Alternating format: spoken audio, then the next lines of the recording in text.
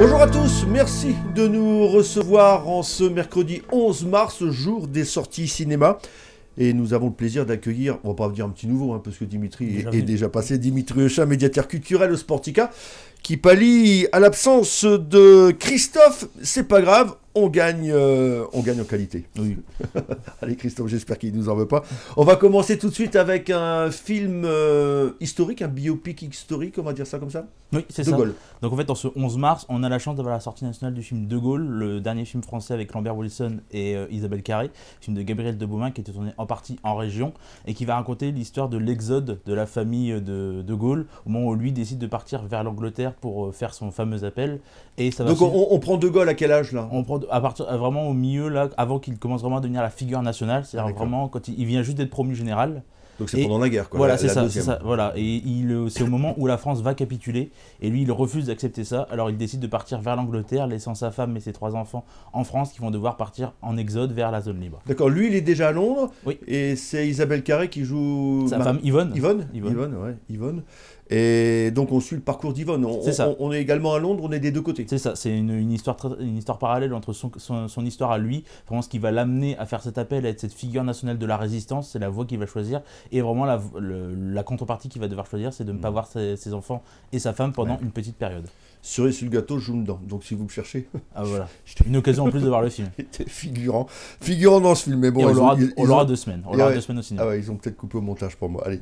Donc deuxième film, un autre film régional, Mine de rien. Oui, Mine de rien, qui était tourné en région, donc si vous regardez la bande-annonce, vous allez voir directement, vous allez reconnaître les petites tours à Los Angeles et puis à Liévin, les petites mines qui existent.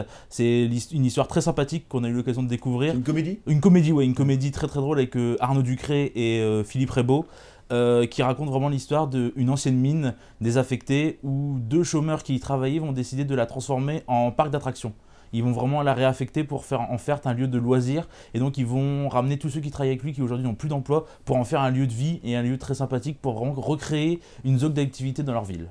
Ah bah c'est pas mal comme idée ça. Le réalisateur est lensois. D'où le nom Mine de rien. Voilà, c'est ça. Oui, mais bon, il faut... Il y a du cérébral toujours quand on recherche les titres. Allez, donc on enchaîne tout de suite avec le dernier Disney. Ouais, c'est ça, en avant, le dernier Disney, la dernière création Disney, parce que ce n'est pas une suite, c'est pas un reboot, c'est une nouvelle création originale de Disney qui s'est associée à DreamWorks sur ce film, et ça va raconter l'histoire d'une petite ville où se mêlent différentes créatures qu'on a pu voir dans différents films, comme des elfes, des nains, des trolls, où 2 petites créatures vont devoir partir à l'aventure pour passer un dernier moment avec leur père qu'ils n'ont pas vu depuis longtemps. D'accord. Donc on passe complètement, en fait Disney a changé complètement je pense de Blanche-Neige, enfin tous les personnages historiques que j'ai connus, pas forcément vous, mais vous, c'est quoi? C'est des elfes, c'est des petits personnages? Ouais, c'est des elfes, ouais, c'est ça. Et là Disney part dans une nouvelle conquête, c'est-à-dire de nouvelles créations originales. C'est-à-dire qu'on a vu beaucoup de suites ces derniers temps avec La Reine des Neiges, Toy Story. Ouais, le Lion et tout. Voilà, le Roi Lion, voilà. Donc ils continueront à faire ça, faire ce qu'ils appellent des reboots dynamiques, c'est-à-dire refaire, là par exemple il y a Mulan qui va sortir bientôt aussi, qu'on aura sur nos écrans,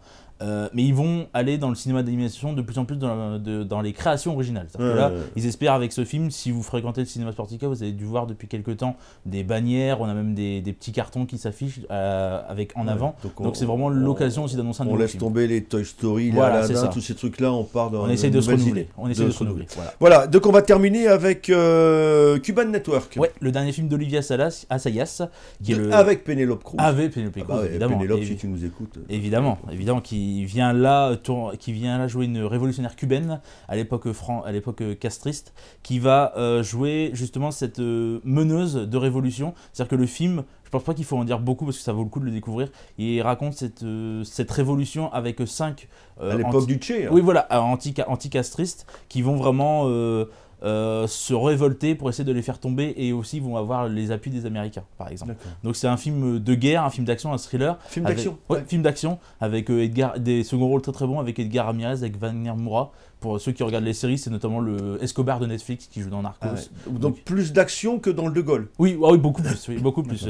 De Gaulle est beaucoup plus intimiste, c'est-à-dire que même si la guerre est un fil rouge, on suit vraiment lui son parcours à lui, le parcours d'Yvonne. Donc c'est vraiment deux salles, 2 ambiances, on pourrait dire. Ok Dimitri, on va terminer avec des avant-premières. Vous avez ça aussi en magasin, je suppose. C'est ça. On a Pierre Lapin 2, donc on avait été agréablement surpris par le premier, qui était sorti en 2018, qui avait rencontré un franc succès dans nos salles. et qui arrivera pendant les vacances d'avril et qu'on aura en avant-première. Je vais juste vérifier la petite date. C'est quoi le lapin? Ça n'a rien à voir avec les lapins de... Non, le lapin crétin. Crétin, c'est Non, ça? non, rien à voir. Là, Pierre Lapin, c'est un petit lapin voleur, chapardeur, qui est dans une petite famille de lapins et qui est recueilli par un homme, et du coup il va essayer de vivre avec. Et là dans le 2, ils partent à l'aventure pour essayer justement de gommer cette image, parce que forcément les lapins sont un petit peu stigmatisés comme étant les voleurs. Lui il a beaucoup de mal à se défaire de cette image. C'est un long métrage? Oui, c'est un long métrage qui mêle animation, ce qu'on a pu voir par exemple dernièrement dans Dumbo, qui mêle animation et qui mêle aussi prise de vue réelle. C'est-à-dire que c'est un vrai long métrage, c'est pas un film d'animation, où on incruste également des petites parcelles d'animation, et vous aurez l'occasion de découvrir ça en avant-première le dimanche 29 mars à 14h30 sur nos écrans. Et dernière, alors celui-là, tout le monde l'attend, hein, parce Ah ouais, que c'est termine par l'apothéose. On termine par l'apothéose, le dernier James Bond. Le James Bond, mourir peut attendre, le dernier de Daniel Craig, il l'a annoncé, ce sera son dernier. Après moult négociations, il a annoncé que ce serait son dernier. Il en a combien lui? C'est son 5e. Et c'est le 25e James Bond en tout, et c'est son 5e, donc c'est un de ceux qui aura le plus tenu le rôle pendant très longtemps. Et il a annoncé que c'était son dernier, et on a l'occasion de le voir nous en avant-première le vendredi 3 avril à 20h30, et ce sera l'avant-première européenne. C'est-à-dire que pendant que vous allez regarder le film, Daniel Craig foulera le tapis rouge à Londres par exemple. D'accord. Et le pitch, c'est quoi? C'est alors, ce dernier Bond étant, si vous avez eu l'occasion de voir Spectre, Bond part à la retraite, et il est rappelé par une opération notamment avec la CIA et diverses organisations internationales qui le rappellent, parce qu'un de ses anciens ennemis sait encore des informations sur un nouvel ennemi qui s'est créé, qui use des outils technologiques et qui va essayer vraiment de toucher Bond en plein cœur.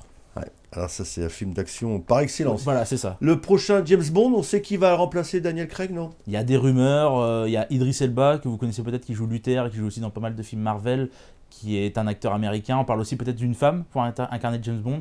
Il n'y a rien de défini pour l'instant, je pense qu'il faut laisser Daniel Craig terminer son histoire comme il le faut.